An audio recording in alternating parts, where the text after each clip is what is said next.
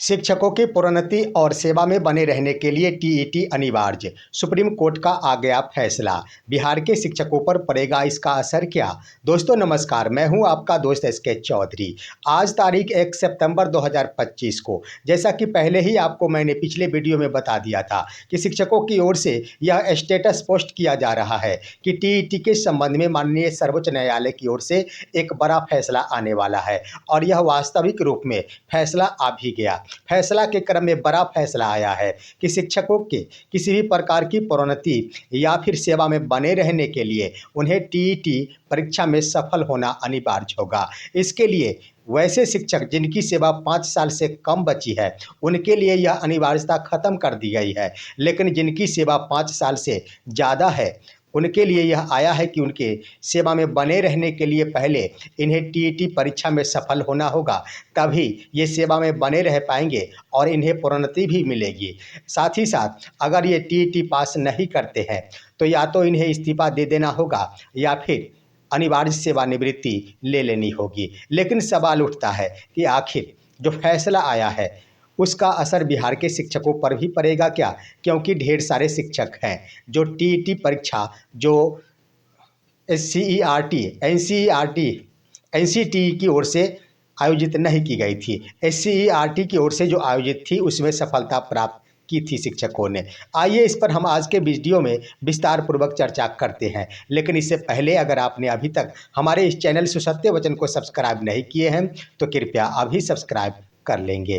दोस्तों, सर्वोच्च न्यायालय की ओर से एक बड़ा फैसला आया और फैसला आते ही पूरे बिहार के शिक्षकों में इस बात के अंदेशा सताने लगी कि क्या जो फैसला आया है कि सेवा में बने रहने के लिए जिनकी सेवा 5 वर्ष बच गई है उन्हें टीईटी पास करना अनिवार्य होगा, या फिर जो इनकी प्रोन्नति के लिए ढेर सारे फैसले जो पटना उच्च न्यायालय की ओर से आए हैं क्या इस पर ग्रहण लग जाएगा। यहाँ पर शिक्षक चिंता में डूब गए। लेकिन मैं कहना चाहूँगा कि जो भी फैसला आया है सर्वप्रथम सर्वोच्च न्यायालय का तो फैसला है, परंतु तमिलनाडु और महाराष्ट्र के शिक्षकों के लिए लागू होने वाला यह फैसला है। दोस्तों, पहले हम गौर करेंगे कि यह मामला आखिर उठा कैसे। तो तमिलनाडु और महाराष्ट्र के शिक्षक संगठनों की ओर से टीईटी अनिवार्यता के संबंध में यानी टीईटी अनिवार्यता समाप्त करने हेतु माननीय सर्वोच्च न्यायालय की ओर से दरवाज़ा खटखटाया गया था। वहाँ पर सर्वोच्च न्यायालय से यह गुहार लगाया गया था कि शिक्षकों के लिए टीईटी की अनिवार्यता समाप्त कर दी जाए, लेकिन फैसला विपरीत आ गया। माननीय सर्वोच्च न्यायालय ने फैसला को बरकरार रखते हुए जो पहले से यही निर्धारित है कि टीईटी पास करना अनिवार्य होगा उसे बरकरार रखा, लेकिन यहाँ पर 2 प्रकार के फैसले इसमें जोड़ दिए गए। पहला तो 5 वर्ष जिनकी सेवा बची है यानी 5 वर्ष से कम बची है उनके लिए अनिवार्यता समाप्त कर दी गई। दूसरा कि माइनॉरिटी इंस्टीट्यूशन के लिए जो फैसला आया है वह फिलहाल लागू नहीं होगा, इससे ऊपर के बेंच के द्वारा जो फैसला दिया जाएगा वो लागू होगा। और तीसरी बड़ी बात कि या तो शिक्षक इस्तीफा दे दे या फिर अनिवार्य सेवा निवृत्ति ले ले। अब सवाल यहाँ पर ये उठता है कि बिहार के शिक्षक पर इसका क्या असर पड़ेगा। वहाँ तो हो गया, महाराष्ट्र और तमिलनाडु के लिए तो हो गया, शिक्षकों वहाँ के अभ्यर्थियों को बड़ा झटका मिला है।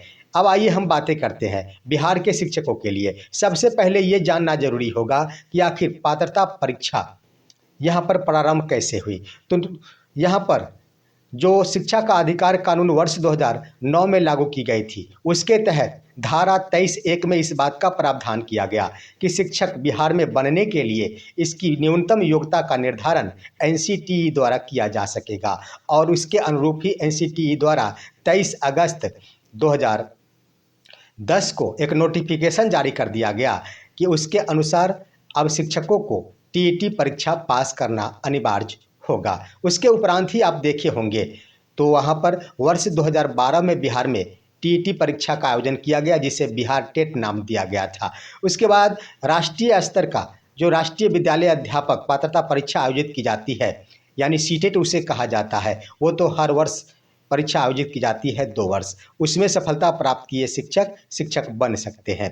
अब गौर करेंगे जिस समय एनसीटीई के द्वारा यह नोटिफिकेशन जारी किया गया कि अब शिक्षक बनने के लिए टीईटी परीक्षा पास करना अनिवार्य होगा, जिसका अर्थ होता है शिक्षक पात्रता परीक्षा, और उसका यहाँ पर अंग्रेजी देखेंगे तो टीचर एलिजिबिलिटी टेस्ट कहा जाता है, और शॉर्ट फॉर्म में इसे टीईटी कहा जाता है। दोस्तों, जिस वक्त शिक्षा का अधिकार कानून 2009 लागू हुआ था, उस वक्त जितने भी बिहार में शिक्षक थे वो एक भी शिक्षक या टीईटी पास नहीं थे, लेकिन उसी वक्त बिहार सरकार की ओर से एक पहल की गई और वर्ष 2009 में ही शिक्षक दक्षता परीक्षा का आयोजन किया गया और उसका नाम दिया गया टीचर इफिशिएंसी टेस्ट। दोनों को अगर यहाँ पर इसे शॉर्ट फॉर्म में देखेंगे तो टीईटी ही होता है, शिक्षक दक्षता परीक्षा।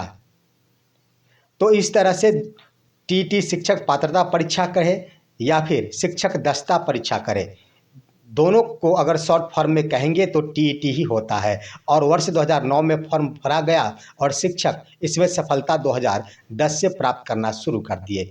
जब तक शिक्षक नियोजित पद पर थे, जितने भी शिक्षक थे उन सभी के लिए बिहार में यह प्रबंध कर दिया गया कि निश्चित रूप से इनके लिए, इन शिक्षकों के लिए यह पात्रता परीक्षा जो है उसके जगह पर दक्षता परीक्षा अनिवार्य हो गया है। अब यहाँ पर दोस्तों एनसीटीई के गाइडलाइंस को गौर करेंगे तो पहला जो 23 अगस्त 2010 को जो नोटिफिकेशन जारी किया गया था उसमें 5 सालों का मौका दिया गया था, यानी वर्ष 2015 तक सभी शिक्षकों को या टीईटी परीक्षा पास कर लेना अनिवार्य बनाया गया था। लेकिन उसके बाद एक बार फिर से बढ़ा दिया गया और 4 वर्षों की छूट प्रदान कर दी गई, यानी पूरी तरह कह दिया जाए तो यह 23 अगस्त 2019 तक जो भी शिक्षक थे इन्हें यह पात्रता परीक्षा पास कर लेना अनिवार्य बना दिया गया था। तो अब अगर गौर करेंगे बिहार के शिक्षकों के लिए तो जितने भी वर्तमान में नियोजित शिक्षक हैं या फिर विशिष्ट शिक्षक जो वर्ष 2010 से पूर्व बहाल है, उनके लिए सवाल खड़ा हो रहा है कि क्या इन शिक्षकों का प्रमोशन बाधित हो जाएगा, या फिर जो नियोजित शिक्षक वर्तमान में है और वो यह टीईटी यानी शिक्षक पात्रता परीक्षा पास नहीं है तो क्या उनकी सेवा समाप्त हो जाएगी।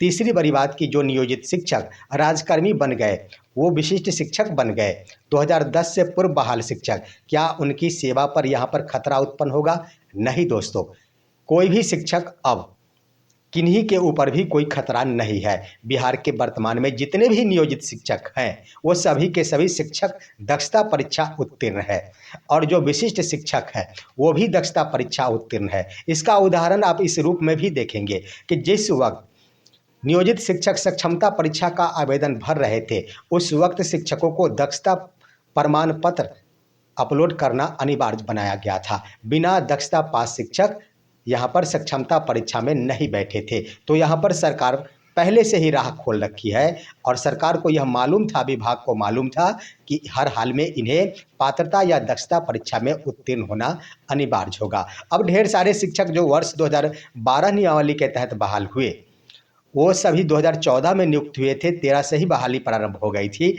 वो सभी के सभी टीईटी परीक्षा या फिर बीटेट परीक्षा पास थे। तो इनके लिए तो कोई दिक्कत वाली बात ही नहीं है। लेकिन यहाँ पर वर्ष 2010 से पहले बहाल शिक्षकों के लिए भी कहीं से कोई खतरा नहीं है। अब यहाँ पर सवाल ये उठ जाता है कि अगर विभाग ये चाहती है कि 2010 से पहले जो भी शिक्षक है उनके लिए दक्षता परीक्षा और पात्रता परीक्षा दोनों पर हम मतभेद उत्पन्न करें, तो यहाँ पर सरकार की यह मंशा और विभाग की यह मंशा हो सकती है कि यहाँ पर शिक्षकों के लिए यह प्रावधान लागू किया जाए, क्योंकि प्रमोशन देना, प्रोन्नति देना विभाग कदापि नहीं चाहती है। और 4 ऐसे आदेश है माननीय पटना उच्च न्यायालय के, जिस आदेश को पेंडिंग में रख रखी है बिहार शिक्षा विभाग। तो शिक्षा विभाग की ओर से यहाँ पर इस राह को अपनाया जा सकता है कि माननीय सर्वोच्च न्यायालय के आदेश के आलोक में यह कहा जा सकता है कि टीईटी परीक्षा पास यानी दक्ष पात्रता परीक्षा पास किए बगैर इनके प्रोन्नति का कोई सवाल ही नहीं उठता है। तो ये मेरा मानना है कि इसके आधार पर माननीय सर्वोच्च न्यायालय की ओर से अन्य भी फैसले आए हैं। फैसले ये आए हैं कि या तो शिक्षक इस्तीफा दे देंगे या फिर अनिवार्य सेवानिवृत्ति ले लेंगे। अनिवार्य सेवानिवृत्ति क्या होता है दोस्तों? अनिवार्य सेवानिवृत्ति का मतलब ही होता है कि वर्तमान में जो शिक्षकों को वेतन मिल रहा है और जितनी भी सेवाएं बाकी है वर्तमान दर के हिसाब से उतने वर्ष का सारा पैसा एकमुश्त अगर शिक्षकों को दे दिया जाता है तो शिक्षक अनिवार्य सेवानिवृत्ति के रूप में माने जाएंगे। उदाहरण के रूप में अगर कोई शिक्षक किसी भी शिक्षक की सेवा अगर 5 वर्ष बाकी है, यहाँ पर कह दिया गया है कि 5 वर्ष से कम है तो उन्हें टीटी पास करना अनिवार्य नहीं होगा। तो उदाहरण के तौर पर अगर 5 वर्ष है, वर्तमान में शिक्षकों को अगर 50,000 रुपये सैलरी मिल रहे हैं तो 1 साल का यहाँ पर वेतन हो जाता है 6 लाख रुपए और इस तरह से 5 साल का वेतन होता है 30 लाख रुपए।